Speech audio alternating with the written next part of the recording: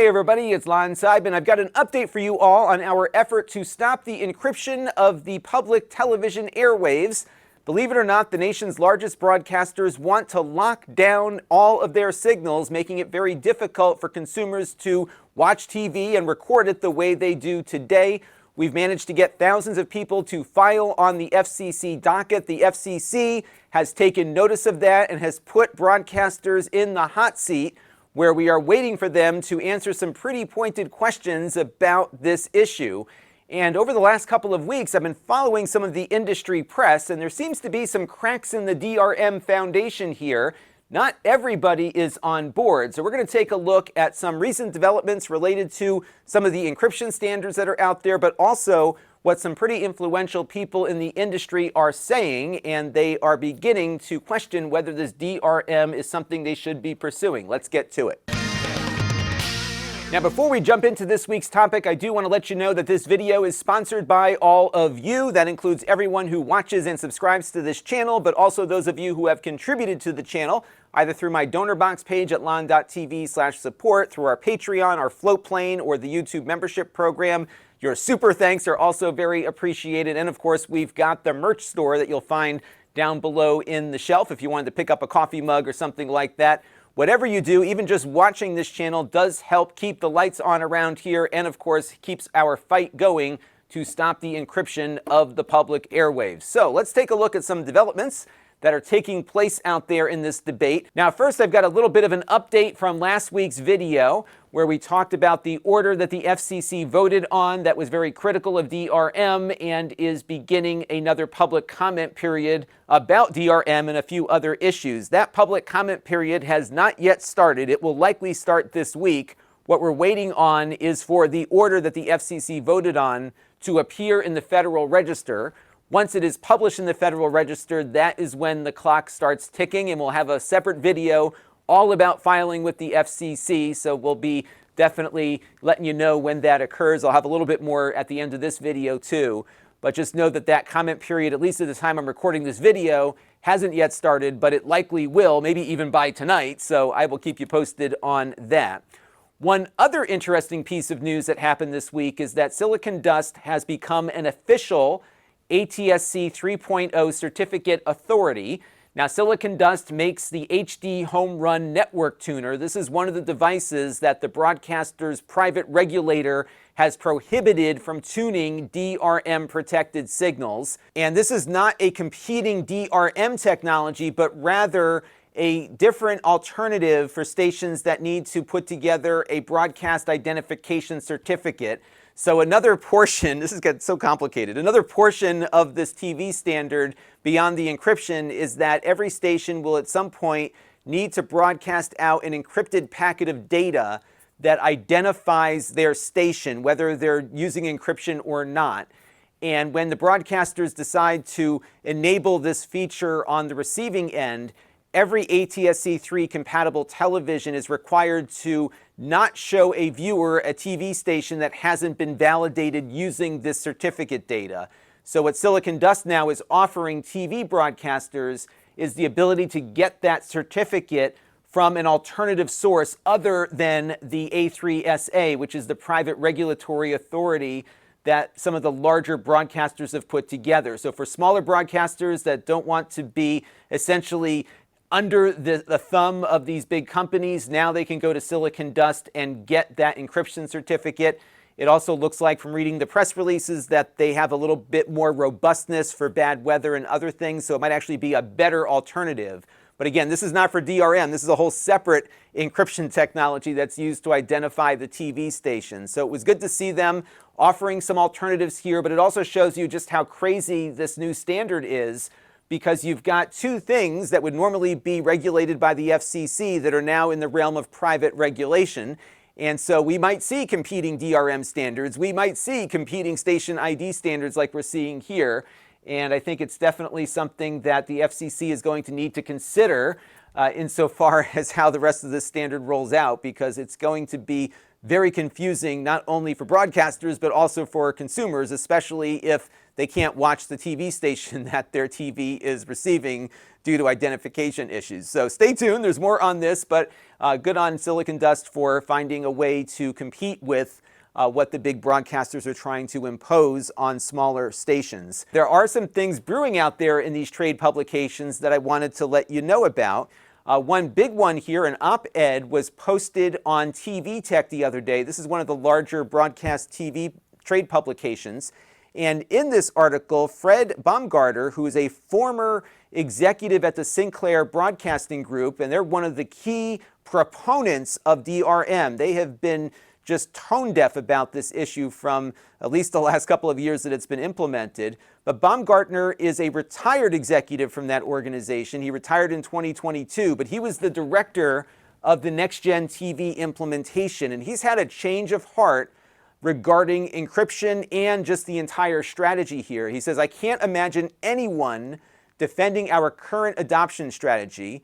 We just learned a lesson we needed. That in no way takes away from the accomplishments of getting to a standard and lighting up most of the nation with at least one 3.0 signal, but it's time for a real adoption plan, a product development plan, and it's not easy work to do." But he goes on to say that encryption must go because it must be free to all. TVs should have a TV button that takes you to the over-the-air signal with ease and without interruption. Grandma should be able to watch TV on her own. TVs should be quite functional without internet dependence, and they should block unauthorized capture of user data. We've been talking about how really aggressive those TVs are in capturing your data, but the broadcasters want a piece of that as well. Now, this article definitely shows there are some cracks in the DRM cartel here, because here is a former Sinclair executive, one of the people who was in charge of rolling this standard out until he retired, who's saying that these decisions we've made may not have been the best decisions, but still Sinclair is doubling down.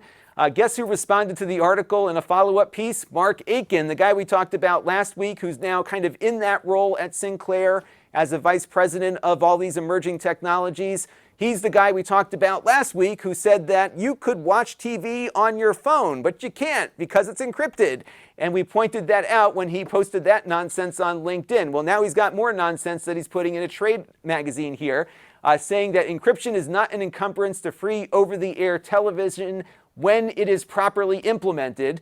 I don't know if he's implying that the current rollout has not been properly implemented. We all know the answer to that. It hasn't been. Or whether or not he actually believes that it's being properly implemented. And I think that might be where he's at, because that's what he's been saying and his company has been saying to the FCC and the public over the last couple of months. But also note he talks about free unencumbered access to the 3.0 primary. And what he means by that is that Sinclair's intention is to offer one free channel to meet the federal regulations, but then charge for everything else that you might get over the air. And of course, ATSC 3 is much more efficient than ATSC 1, so they might be able to offer more programming or maybe higher quality versions of their side channels. But it looks like Sinclair's intention here is to charge people to watch things that they were otherwise getting for free over the air in the past. And this is also why encryption is so important. However, I wonder if people are cutting the cord because they're sick of paying retransmission fees, what makes them think that we're going to pay to get it over an antenna? I don't think it's going to happen, but it just shows you how tone deaf this industry is. Now, you would think things would just probably be done with it at that point, but Fred doubles down and responds in the article, and he says more about his thoughts on encryption. So Baumgartner, again, the retired Sinclair executive, says, "It is time to pause encryption. It is very divisive. At launch, it was abrupt, poorly communicated, and unexpected blanket encryption alienated and infuriated our first adopters, me and all of you, along with influencers and several manufacturers." And LG, of course, pulled all the ATSC 3 tuners from their TVs.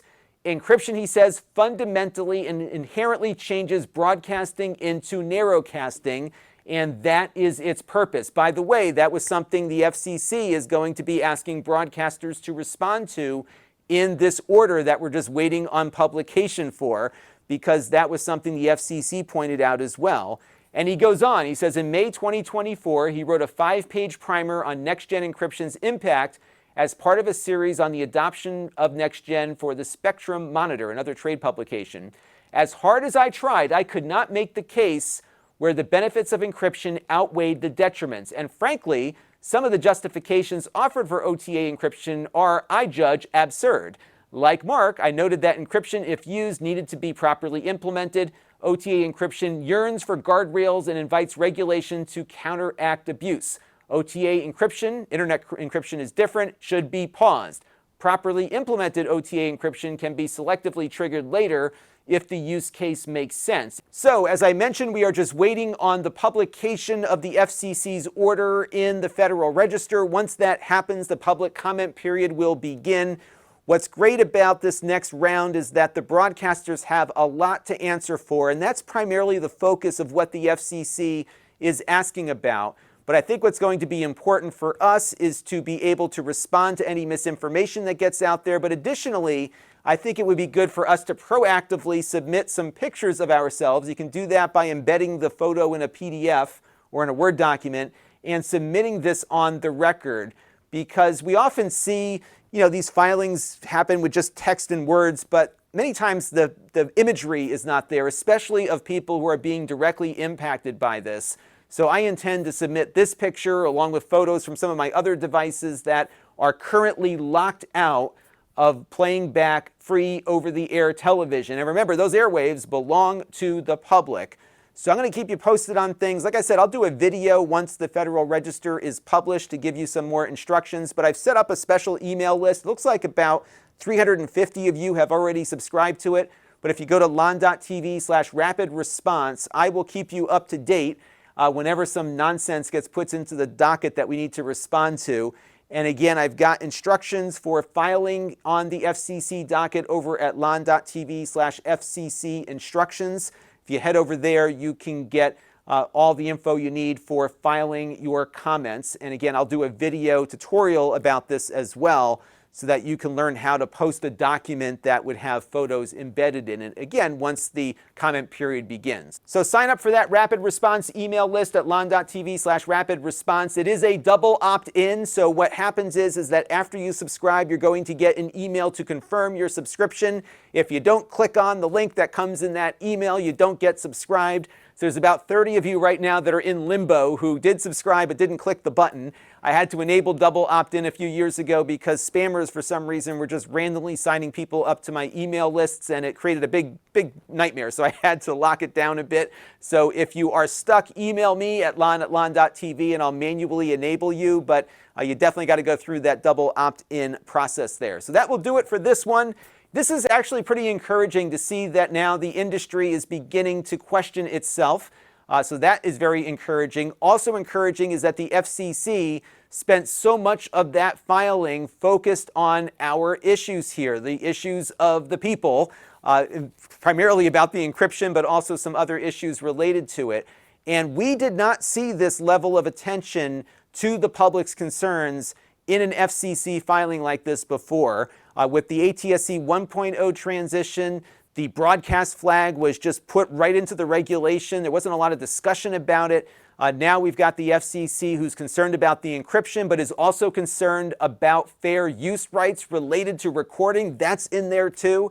So you should all pat yourselves on the back here a bit. I think we've made a lot of progress here. There is still much more work to be done, but I am very encouraged that this agency is listening to us. They definitely spent a lot of time with Tyler, the antenna man, and me. So I think we've got some opportunities here to make TV better for everyone else in the country. So let's keep going. That'll do it for this one. Until next time, this is Lon Seidman. Thanks for watching.